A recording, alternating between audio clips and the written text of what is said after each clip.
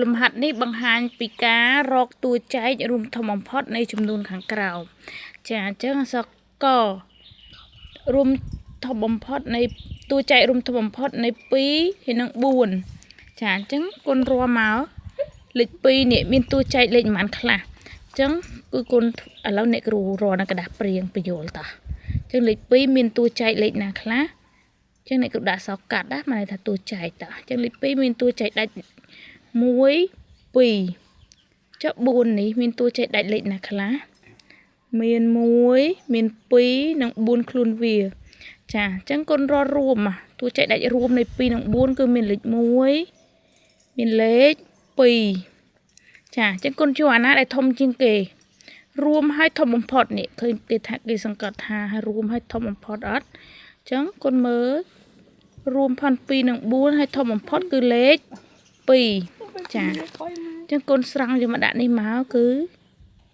2ខ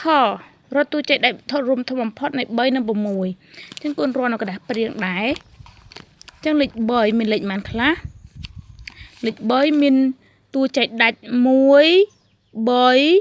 6ចុះលេខ6មានតួចែកដាច់1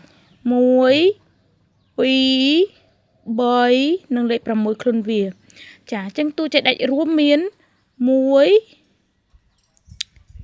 3មែនអត់កូនចាអញ្ចឹងអារួមធំបំផុតគឺលេខមួយណាគឺលេខ3ចាអញ្ចឹងចម្លើយកូនដាក់3ត្រង់នេះទៀតមកកតួចែករួមធំបំផុតនៃ4និង6ចាអញ្ចឹងគុណរកតួចែកដាច់លេខ4សិន4មាន1មាន2និង4ខ្លួនវាលេខ6តួចែកដាច់មាន1មាន2មាន3មាន6អញ្ចឹងអាណារួមធំបំផុតរបស់4ហើយនិង6ចាគឺលេខ2ខរកតួចែករួមធំបំផុតនៃ6និង10អញ្ចឹងកូនរាប់តួចែកផាន់6នេះមកដូចខាងលើនេះមែនអត់ចារក10មានលេខ1មានលេខ2មានលេខ5និង10ខ្លួនវាចាអញ្ចឹងអារួមធំបំផុតគឺលេខប៉ុន្មានចាគឺលេខ2យើងកូនសេ2ងដូចគ្នាដែរ6គឺនៅខាងលើហ្នឹងហើយមែនអត់កូនចាដល់ពេលលេខ12មាន1 2 3 4 6និង12ខ្លួនវាចាអញ្ចឹងអារួមធំបំផុតគឺមានលេខ1មានលេខ2មានលេខ3និងលេខ6ចាអញ្ចឹងអារួមធំបំផុតគឺលេខ6អញ្ចឹងចម្លើយគឺ6 7នេះដូចគ្នាដែរ